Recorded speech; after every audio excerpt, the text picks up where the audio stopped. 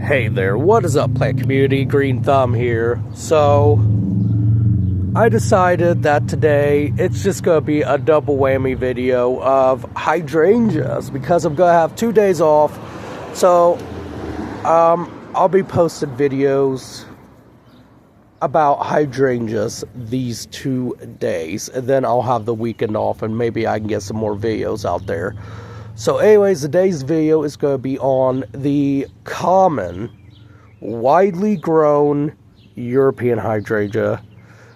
And yeah, he's looking iffy. But anyways, the European hydrangea. Love hydrangeas. I love the native ones more. But I will have a video of the native hydrangea. So if you love hydrangeas, make sure to check out that video whenever I post it. Anyways, so yeah, the European hydrangeas, or ball hydrangeas, whatever you like to call them.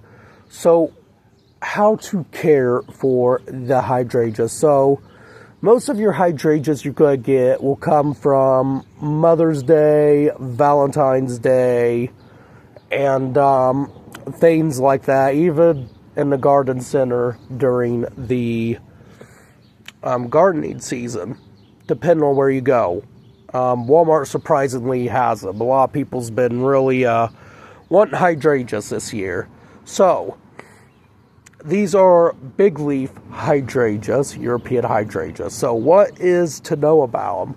So, they come in a wide variety of color. These are called peak passion hydrangeas because it seems like they keep giving out peak flowers, especially when they start to die off.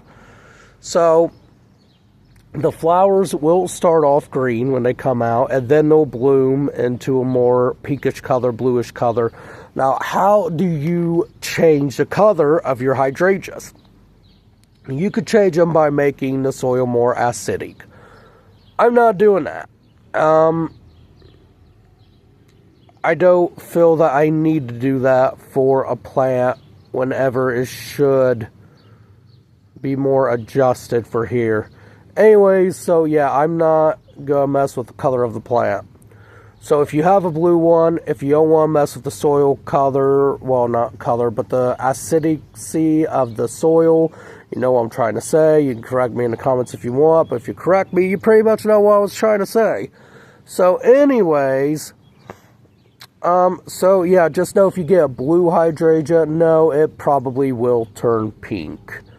And they do this whenever there's not enough acidity into the soil, and our soil is very alkaline here, mutual. So anyways, yeah, take note of that. Now when you plant them, know that in the summer heat, when it gets really hot and everything like that, that your hydrangeas will wilt.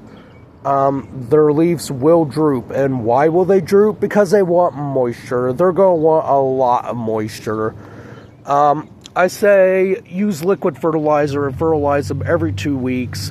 Pests to watch out for is scale, mealybugs, thrips, spider mites, things like that.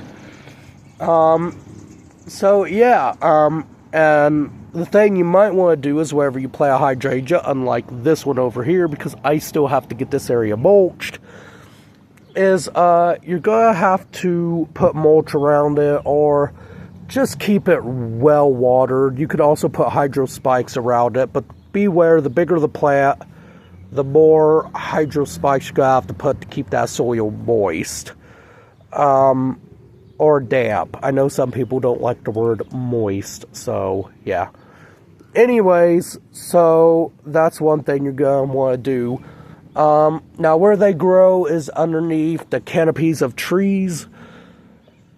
So make sure you plant them in an area where they get a lot of shade. They could take morning light, a little bit in the afternoon, but they will burn, they will scorch. They don't really appreciate that whenever they do get it. So luckily for me, I got a tree there, tree there, tree there, tree here. So yeah, I don't have to quite worry about it as much. They do get a little bit of light, but not enough to like absolutely scorch them. So yeah, fertilizer, you could use fertilizers for shrubs, or you could just use liquid fertilizer. Whatever is good enough for you to use it. But again, keep soil moist, everything like that. That's really all there is to know about the European hydrangeas. They're simple, easy to care for. Just, they can probably survive down south. You just want to keep them more in the shade. And be aware that if you get a lot of humidity, you're going to get something like what I've got. And maybe even die back completely and die off.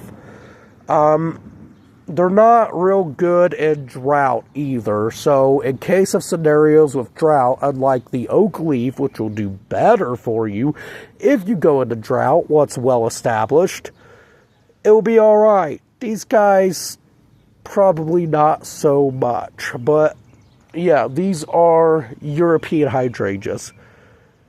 They're commonly grown, they're commonly in containers, they're everywhere. And when fall hits and you get that frost, be aware that they will lose their leaves and they'll completely die back.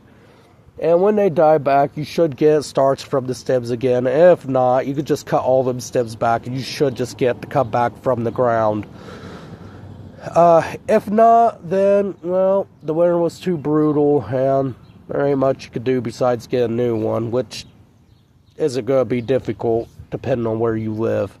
Otherwise than that, folks, European hydrangea. Love them.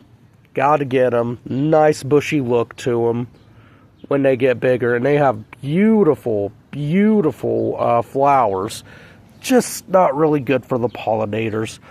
I mean, but if you keep them well trimmed and everything, you get kind of what I got going on here, a nice round ball of just flowers. European hydrangea, though, folks. Get 'em if you got 'em. Otherwise than that, as always, keep it real and keep it tropical.